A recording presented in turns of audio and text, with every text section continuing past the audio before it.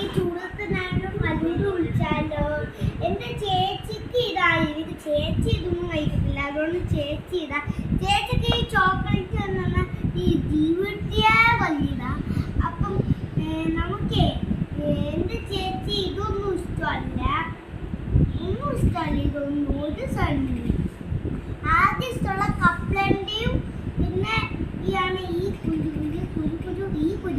ഈ കുരും കൂടെയാണ് എൻ്റെ ചേച്ചിന് ഇഷ്ടം. ചേച്ചിയെ